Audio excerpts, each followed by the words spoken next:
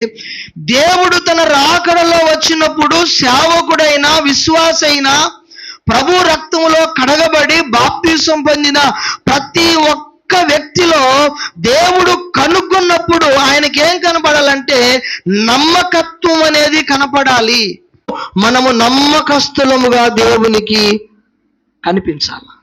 అది ఇక్కడ మనం నేర్చుకునే కాన్సెప్ట్. ఇక్కడ ఒక దాసుడు నమ్మకస్తుడు, చాలా నమ్మకస్తుడు. ఆ దాసుని యొక్క ప్రత్యేకత ఏంటంటే ఎన్ని శ్రమలు వచ్చినా, ఎన్ని ఇబ్బందులు వచ్చినా, ఎన్ని ఇరుకులు వచ్చినా, ఎన్ని కష్టాలు వచ్చినా, ఎన్ని ఆర్థిక ఇబ్బందులు వచ్చినా నమ్మకత్వాన్ని విడిచిపెట్టకుండా దేవుని కొరకు నమ్మకంగా జీవించి, నమ్మకంగా దేవుని యొక్క ఇంటిలో ఉన్న ప్రజలకు వాక్యమనే ఆహారాన్ని నమ్మకంగా పంచేటువంటి ఒక నమ్మకస్తుడైన దాసుడితను. ఒక సేవకుడు నమ్మకంగా వాక్యాన్ని పంచుతున్నప్పుడు వాక్యం వింటున్న విశ్వాసి కూడా నమ్మకంగా వాక్యానికి కట్టుబడి బ్రతకాలి. అర్థమవుతున్నాయా? నమ్మకంగా కట్టుబడి బ్రతకాలి. దేవుని బిడ్డలారా, నమ్మకత్వం అనేది చాలా ప్రాముఖ్యమైనది. దేవుడు కోరుకుంటున్నది నమ్మకత్వం కావాలి. దేవుడు కోరుకుంటున్నది జాగ్రత్త కలిగిన వ్యక్తి కావాలని దేవుడు కోరుకుంటున్నాడు. దేవుడు అంట మోషని తన ఇల్లంతటి మీద ఏం చేశాడంట? నమ్మకమైన వారిగా చేశాడు. చూడండి, వాక్యం చదవండి. హెబ్రీ పత్రిక 3వ అధ్యాయం 5వ వచనంలో ఉంటుంది. ముందు చెప్పబోవు సంగతులకు సాక్షార్థముగా మోషే పరిచారకుడై ఉండి దేవుని ఇల్లంతటిలో నమ్మకముగా ఉన్నాడు. ఎవరి ఇల్లంతటిలో? దేవుని ఇల్లంతటిలో. అంటే ఎవరి మీద నమ్మకంగా ఉన్నాడు? దేవుడు అప్పగించినటువంటి ఇజ్రాయేలు ప్రజలు ఎవరైతే ఉన్నారో, ఐగుప్తులో నుంచి దేవుడు విడిపించిన తర్వాత 6 లక్షల మంది ఇజ్రాయేలు ప్రజలు ఎవరైతే ఉన్నారో ఆ 6 లక్షల మంది ప్రజల మీద ఏమంటే మోషంట దేవుని ఎదుట తన ఇల్లంతటిలో నమ్మకంగా ఉన్నాడంట. మరి ఇజ్రాయేల్ ప్రజలు నమ్మకంగా ఉన్నారా? లేరు. కొన్నిసార్లు తిరగబడ్డారు, కొన్నిసార్లు దూషించారు, కొన్నిసార్లు సనిగారు, కొన్నిసార్లు గునిగారు. మమ్మల్ని ఐగుప్తు దేశంలో సమాధులు లేవని సావగొట్టడానికి మమ్మల్ని ఇక్కడ తీసుకొచ్చావా అని ఆ దాసునికి దుఃఖము, వేదన కలిగించేటట్లుగా మాట్లాడారు. కానీ మోషే మాత్రము నమ్మకత్వాన్ని విడిచిపెట్టలేదు. దేవుడు ఏది చెప్పమన్నాడో అదే చెప్పాడు. దేవుడు ఏ ఆహారం పెట్టమన్నాడో అదే పెట్టాడు. దేవుడు ఎలా నడిపించమన్నాడో అలానే నడిపించాడు. కొన్నిసార్లు దేవుని కోపం వచ్చి మోషే నువ్వు తప్పుకో, వీళ్ళని అరణ్యములో కాల్చివేస్తానంటే దేవుని బిడ్డలారా, అపనమ్మకస్తులైనటువంటి ఏమంటే దేవుడు కూడా సీదరించుకొని, దేవుడు కూడా అసహించుకొని, దేవుని కూడా గొప్ప చిరాకొచ్చి, దేవుని కూడా ఓపిక నశించి, దేవుని ఉగ్రత వారి మీదకి వస్తున్నప్పుడు దేవుని ఉగ్రత అపనమ్మకస్తులైనటువంటి ఆ ప్రజల మీదికి రాకుండా ఈ నమ్మకస్తుడైనటువంటి మోషే, అయ్యా నీవు గనక వీళ్ళ నాశనం చేయాలనుకుంటే ముందు నీ జీవ గ్రంథంలో నా పేరు తీసివేసి ఆ తర్వాత నీ ఉగ్రత వీళ్ళ మీదికి పంపించండి. చూడండి, ఒక నమ్మకస్తుడైన వ్యక్తి అడ్డుపడితే దేవుని ఉగ్రత దేవుడు ఆయన వెనక్కి తీసుకున్నాడు. అంటే నేను ఎందుకు ఈ విషయాలు చెప్తున్నానంటే, నమ్మకమైన వ్యక్తులు కావాలి. ఒక సంఘాన్ని నడిపిస్తున్న సేవకుడు సంఘానికి నమ్మకంగా వాక్యం చెప్పాలా. కథలు చెప్పకూడదు, స్టోరీలు చెప్పకూడదు, నవ్వొచ్చే మాటలు చెప్పకూడదు. సందర్భంలో 1-2 విషయాలు ఆ వాక్యానికి అనుగుణంగా ఉంటే పర్వాలేదు, కానీ పొద్దాక కథలు, స్టోరీలు చెప్పి నవ్వించి కొన్ని ప్రాంతాలలో, కొన్ని సంఘాలలో, కొన్ని డినామినేషన్లలో మనం చూస్తే వాక్యం ఎలా ఉంటుందంటే నవ్వులు, జోకులు, కథలు, స్టోరీలతో. అట్లాంటివే కావాలి కొంతమందికి. అవి వారికి ఎంత ఇంపుగా, ఎంత సొంపుగా, ఎంత వినటానికి ఆనందకరంగా ఉంటాయంటే, ఇప్పుడు బిర్యానీ ముందలు పెడితే ఎక్కువ తింటావా మనం? ఇంట్లో మామూలుగా మనం సాదా సీదాగా వండుకునే కూర ముందలు పెడితే ఎక్కువ తింటామా చెప్పండి? మనం ఎప్పుడు వండుకునే కూర ఒక టమాటా కూర, బెండకాయ కూర, అది ఒక పక్క పెట్టి చక్కగా చికెన్ బిర్యానీ, మటన్ బిర్యానీ చేసింది ఏది తింటాం మనం? రుచి ఉందని ఇదే తింటాం. కానీ ఏది అనారోగ్యానికి దారి తీస్తుంది? ఈ బిర్యానీ మాంసాహారం మాత్రమే మనిషికి గుండెపోటుని తీసుకొస్తుంది. ఏమండి? అందులో ఉన్న ఆ ఫుడ్ కలర్ కానివ్వండి, ఆ టేస్టీకి వాడేటువంటి సాల్ట్ కానివ్వండి, ఆ రుచికరంగా ఉండటానికి ఆ మిశ్రమ పదార్థాలు ఏవైతే అందులో వేస్తారో అవన్నీ కూడా ఎక్కువ తీసుకోవటం వల్ల గుండెపోటు వస్తుంది. నీళ్ళు ఎక్కువ పోసి నూనె తక్కువ వేసి వాటర్లో ఉడికించిన కూర మనం ఎక్కువ తినడానికి ఇష్టపడం.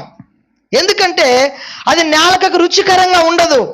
రుచికరంగా లేకపోయినా అట్లాంటి కూర ఎక్కువగా తిన్నప్పుడు అది మనకు ఆరోగ్యం ఎలా కలిగిస్తుందో, వాక్యం దగ్గరకు వచ్చేసరికి నువ్వు వినటానికి వినసొంపుగా నవ్వుకోవటానికి, నీ ఆత్మీయ జీవితాన్ని తప్పుదోవ పట్టించి నువ్వేం చేసినా ఎలా ఉన్నా పర్వాలేదు అనే బోధ ఒక బిర్యానీ లాంటిదైతే నువ్వు పాపానికి దూరంగా ఉండాలి. దేవుని రాకడ దగ్గరకు వస్తుంది.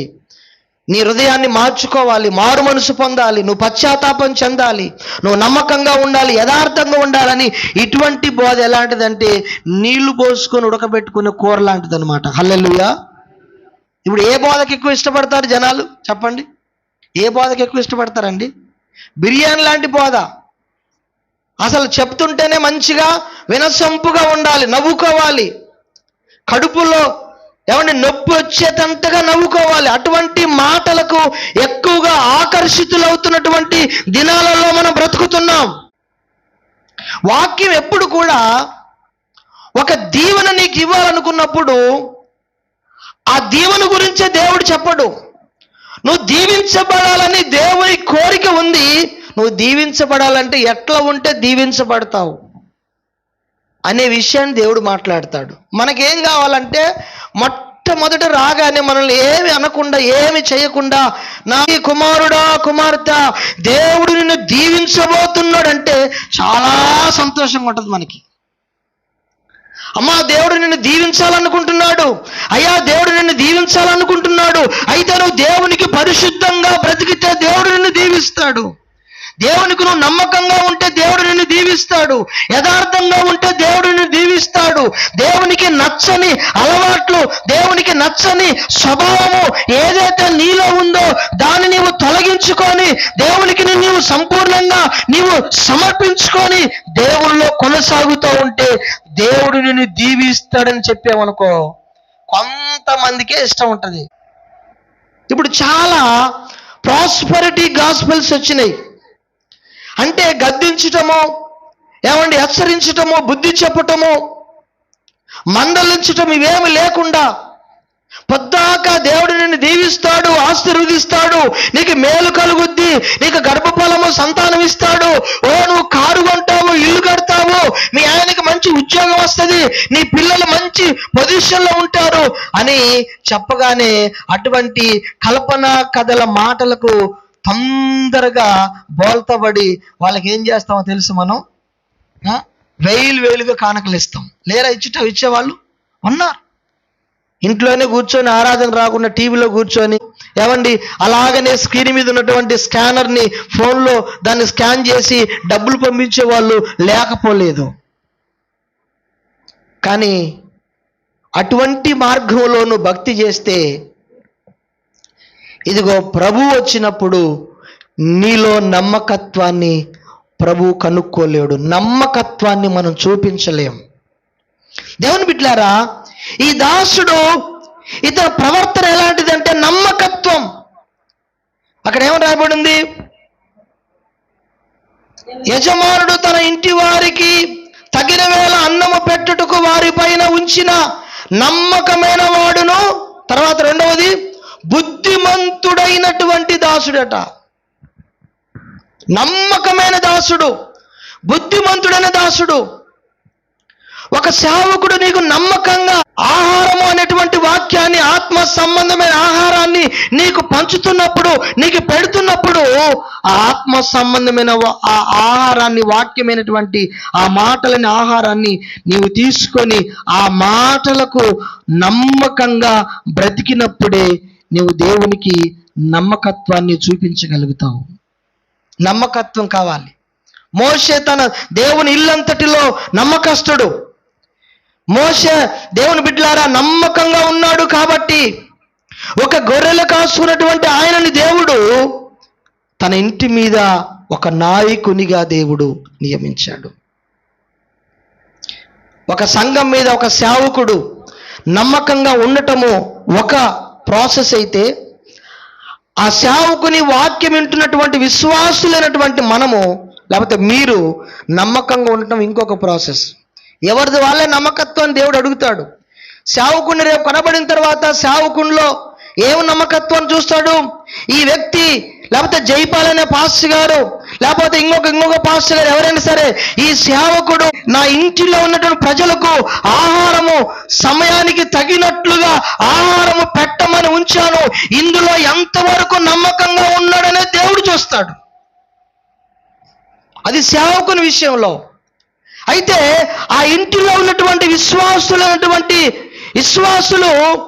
సేవకుడు పెట్టిన తగిన సమయానికి పెట్టిన ఆహారాన్ని ఎంతవరకు విశ్వాస తీసుకొని ఆ ఆహారాన్ని జీర్ణించుకొని ఆ ఆహారానికి తగినట్టు, అనగా ఆ వాక్యానికి తగినట్లుగా నమ్మకంగా భక్తి చేసింది విశ్వాసి, భక్తి చేశాడు అనేటువంటి నమ్మకత్వాన్ని దేవుడు విశ్వాసులు కనుక్కుంటాడు. కాబట్టి నమ్మకస్తులు దేవునికి కావాలి.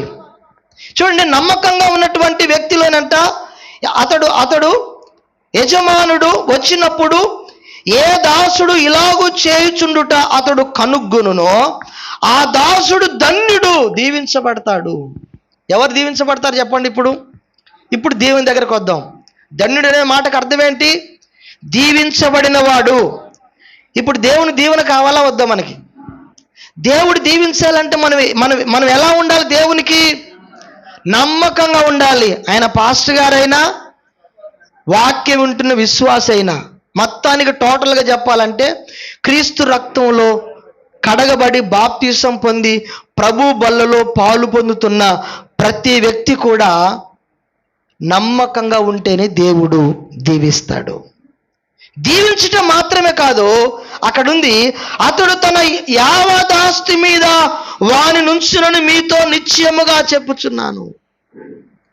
దేవుని యావదాస్తి ఏదైతే ఉందో,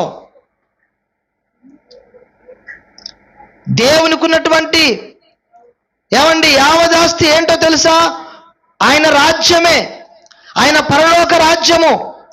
ఆయన పరలోక రాజ్యములో దేవుడు నిన్ను నన్ను ఒక తోకగా కాకుండా ఒక తలగా, ఒక ఉన్నతమైన స్థానములో దేవుడు నిన్ను నన్ను నియమించాలి అంటే మనం దేవునికి నమ్మకస్తులమై ఉండాలి. మీకు ఒక బైబిల్లో ఒక విషయాన్ని చూపిస్తాను. దానియేలుని దేవుడు చాలా హెచ్చించాడు, బహుగా హెచ్చించాడు. అసలు దానియేలు ఎవరు? ఒక బానిస. ఈ బానిసని దేవుడు ఏం చేశాడంటే రాజ్యం అంతటి మీద ఒక నమ్మకమైనటువంటి వ్యక్తిగా దేవుడు హెచ్చించాడు. దానియేలును దేవుడు హెచ్చించడానికి 2 విషయాలు. ఒకటి, దానియేలు అతి శ్రేష్టమైన బుద్ధి గలవాడు, తర్వాత నమ్మకస్తుడై ఉన్నాడంట. ఇప్పుడు దానియేలుని దేవుడు బబులోను దేశంలో ఒక రాజ్య పరిపాలనలో ప్రధానులలో ఒక ముగ్గురు ప్రధానమైన వ్యక్తులైతే ఆ ముగ్గురులో ముఖ్యమైన వ్యక్తి ఎవరండి? దానియేలు. అంటే ఆ ముగ్గురు వ్యక్తులలో ఒక ప్రధానమైన వ్యక్తిగా బబులోను దేశం యొక్క సంస్థానం అంతటి మీద దానియేలు ఒక ప్రాముఖ్యమైనటువంటి వ్యక్తిగా దేవుడు చేయటానికి కారణం ఏంటి అంటే దానియేలు నమ్మకస్తుడుగా ఉన్నాడు, శ్రేష్టమైన బుద్ధి కలిగిన వాడు. అందుకే దేవుడు ఆయన్ని హెచ్చించాడు, ఆశీర్వదించాడు. ఏ విషయాలలో నమ్మకంగా ఉన్నాడంటే దానియేలు బబులోను దేశంలో తన పవిత్రతను కాపాడుకునే విషయంలో నమ్మకస్తుడయ్యాడు. పవిత్రతను, రాజులు తినేటువంటి శ్రేష్టమైన మాంసాహారం యొక్క భోజనాలు తీసుకొచ్చి ఈ షడ్రక మేషక అబేద్నెగోల ముందు, ఈ ముగ్గురు ముందు శ్రేష్టమైన విలువైన ఆహారం పెడితే దానియేలు ఆ తర్వాత తన స్నేహితులిద్దరు కూడా ముగ్గురు ఏమన్నారంటే, మాకు ఈ ఆహారం వద్దండి, మాకు ఏదైనా కాయగూరల భోజనం ఉంటే పెట్టండి. ఎందుకు? బబులోను దేశంలో మాంసాహారముతో వండినటువంటి కూరలు, వాళ్ళు నాన్ వెజ్ వండినప్పుడల్లా బబులోనీలు ఏం చేస్తారంటే విగ్రహాలకు అర్పించిన తర్వాత వాళ్ళు వండుతారు. అది దానియేలుకు తెలుసు. ఈ విగ్రహాలకు అర్పించింది నేను తిని నా దేవుని దృష్టికి నేను అపవిత్రుని కాకుండానట్లు నమ్మకంగా ఉన్నాడు. అయ్యా మాకు ఈ భోజనం వద్దు. ఎంతమంది మనలో పరిశుద్ధతను కాపాడుకునే విషయంలో నమ్మకంగా ఉంటున్నాం? దానియేలు నమ్మకంగా ఉన్నాడు. తన పరిశుద్ధతను పవిత్రతను కాపాడుకోవడానికి నమ్మకంగా ఉన్నాడు. దేవుని బిడ్డలారా ప్రార్థనలో నమ్మకంగా ఉన్నాడు. దేవుని బిడ్డలారా దేవుని విషయాలలో అన్నిట్లలో నమ్మకంగా ఉన్నాడు. ఈరోజు నేను అంటాను, ఒక విశ్వాసిగా రక్షించబడిన వ్యక్తిగా నువ్వు ఏ విషయంలో నమ్మకంగా ఉన్నావు? దేవునికి, దేవుడు ఆయన నమ్మకత్వాన్ని కనుక్కునే విషయంలో ఒక నమ్మకత్వంలో అన్నీ ఉంటాయండి. నువ్వు మందిరానికి ఏ సమయానికి వస్తున్నావో దాంట్లో కూడా నువ్వు నమ్మకంగా ఉండాలి. నువ్వు దేవునికి ఇచ్చే విషయంలో నమ్మకంగా ఉండాలి. నీ రెక్కల కష్టాజీతంలో నమ్మకంగా ఉండాలి. దేవుని మందిరంలో నమ్మకంగా ఉండాలి. అంటే ప్రతిదీ కూడా వాక్యము ఏదైతే నీకు పంచబడుతుందో, వాక్యము ఏదైతే నీ దగ్గరకు వస్తుందో, వాక్యానుసారంగా జీవించే విషయంలో ప్రతి విషయంలో నీవు నమ్మకంగా ఉన్నప్పుడే దేవుడు నిన్ను దీవిస్తాడు, దేవుడు నిన్ను హెచ్చిస్తాడు. ఆయన రాకడలో వచ్చినప్పుడు ఆయన ఏం కనుక్కుంటాడంటే నమ్మకత్వాన్ని కనుక్కుంటాడు. నేను నీకు 70 సంవత్సరాలు ఆయుష్ ఇచ్చాను. ఈ 70 సంవత్సరాలలో ప్రతి క్షణము ప్రతి నిమిషము నువ్వు ఎంత నమ్మకంగా గడిపావు. ఇదిగో నీకు మంచి ఉద్యోగం ఇచ్చాను. నీ రెక్కల కష్టాజీతంలో నువ్వు ఎంతవరకు నమ్మకంగా ఉన్నావు? ఎంతవరకు దేవునికి నమ్మకంగా దశంభాగం ఇచ్చావు? ఎంతవరకు నీవు దేవుని విషయంలో నమ్మకంగా ఉన్నావు? నీకు ఆరోగ్యం ఇచ్చాను, ఆరోగ్య విషయంలో నువ్వు ఎంతవరకు నమ్మకంగా ఉన్నావు? నీకు భార్య బిడ్డలు ఇచ్చాను, నీ భార్య విషయంలో నీ పిల్లల విషయంలో నువ్వు ఎంతవరకు నమ్మకంగా ఉన్నావు? దేవుడు ప్రతి విషయంలో ఆయన లెక్క అడుగుతాడు. నమ్మకత్వాన్ని దేవుడు చూస్తాడు అన్ని విషయాలలో. సేవ చేసే వ్యక్తి అయినా, కూర్చొని వాక్యం వింటున్న విశ్వాసి అయినా సరే, దేవుడు ప్రతి వ్యక్తిలో ఏం కనుగొంటాడంటే నమ్మకత్వాన్ని కనుగొంటాడు. ఒకరోజు మనం న్యాయపీఠం ఎదుట నిలబడినప్పుడు దేవుడు నమ్మకాన్ని కనుక్కునే విషయంలో అన్ని విషయాలలో నమ్మకత్వాన్ని కనుక్కుంటాడు. ఇంకొక వ్యక్తిని తీసుకుందాం బైబిల్ ఉదాహరణలో. యోసేపు ఉన్నాడు. యోసేపుని దేవుడు ఐగుప్తు దేశంలో ప్రధానిగా చేశాడు. ఎట్లా ఉట్టిన చేశాడా? నమ్మకత్వం. యోసేపు బానిసగా అమ్మివేయబడిన పోతిఫర్ ఇంట్లో నమ్మకంగా పనిచేశాడు. పోతిఫర్ భార్య తన మీద నింద మోపాలను చూసినా అవసరమైతే నిందనే భరించాడు, కానీ దేవుని యొక్క విషయంలో అపవిత్రత కాకున్నట్లు తన నమ్మకత్వాన్ని కాపాడుకున్నాడు. నేనంటాను, నమ్మకంగా ఉన్నవారిని దేవుడు ఒక ఉన్నతమైన స్థానములో దేవుడు ఉంచుతాడు. దేవునికి కావాల్సింది నమ్మకస్తులు, దేవునికి కావాల్సింది విశ్వాసమైనటువంటి వ్యక్తులు, దేవునికి కావాల్సింది యథార్థమైనటువంటి వ్యక్తులు. ఈ దాసుడు నమ్మకస్తుడు, బుద్ధిమంతుడై ఉన్నాడు. ఎవరైతే దేవుని దృష్టికి అన్ని విషయాలలో నమ్మకంగా బుద్ధి కలిగి జాగ్రత్తగా భక్తి చేస్తూ ఉంటారో అటువంటి వారిని దేవుడు తన యొక్క రాజ్యం అంతటి మీద, తనకున్న యావదాస్తి అంతటి మీద దేవుడు వారిని నాయకులుగా దేవుడు వారిని నియమిస్తాడంట. రేపు దేవుని రాజ్యంలో దేవుడు నిన్ను ఒక మంచి స్థానములో, పరలోక రాజ్యములోకి వెళ్ళిన తర్వాత దేవుడు నిన్ను ఒక మంచి ఉన్నతమైనటువంటి స్థితిలో దేవుడు నిన్ను నియమించాలంటే, పరలోక రాజ్యానికి వెళ్ళటానికంటే ముందుగా ఈ భూమి మీద ఉన్నప్పుడే నీ పిల్లల్ని నిన్ను దేవుడు ఒక మంచి మంచి ఉన్నతమైన స్థానంలో, ఒక మంచి పొజిషన్లో దేవుడు నిన్ను నియమించి నిన్ను ఉంచాలి అంటే నువ్వు ఎవరికి నమ్మకంగా ఉండాలి? దేవునికి నమ్మకంగా ఉండాలి. దేవునికి నమ్మకంగా ఉండాలి. అన్ని విషయాలలో దేవునికి నమ్మకంగా ఉండాలి. ప్రార్థనలో నమ్మకంగా ఉండాలి. వాక్యం చదివే విషయంలో నమ్మకంగా ఉండాలి. భక్తి విషయంలో నమ్మకంగా ఉండాలి. విశ్వాసంలో నమ్మకంగా ఉండాలి. పరిశుద్ధతలో నమ్మకంగా ఉండాలి. దేవునికి ఇచ్చే విషయంలో నమ్మకంగా ఉండాలి. నువ్వు వెళ్తున్న సంఘానికి నీవు నమ్మకంగా ఉండాలి. దేవుడు నీకు ఇచ్చినటువంటి సేవకుని విషయంలో నమ్మకంగా ఉండాలి. సేవకుడు కూడా సంఘం విషయంలో నమ్మకంగా ఉండాలి. అంటే అందరిలో ఏం కావాలి? దేవునికి నమ్మకం అనేది కావాలి. నమ్మకం లేకపోతే దేవుడు ఏ వ్యక్తిని కూడా ఆశీర్వదించడు. కాబట్టి ఒక నమ్మకమైన దాసుడు, అతడు ఆయన రాకడలో నమ్మకత్వాన్ని కనుగొన్నప్పుడంట ఆ దాసుణ్ణి దీవించి దేవుని యొక్క యావదాస్తి మీద తనను నిత్యముగా ఆయన నియమిస్తాడంట. నేనంటాను, ప్రభువు నిన్ను స్థిరపరచాలంటే, ప్రభువు నిన్ను దీవించాలంటే, ప్రభు నిన్ను ఒక ఉన్నతమైన స్థానములో నిన్ను, నీ పిల్లల్ని, నీ కుటుంబాన్ని నియమించాలంటే నువ్వు అన్ని విషయాలలో ప్రభువుకి నమ్మకంగా ఉండాలి. నేను కూడా నమ్మకంగా ఉండాలి.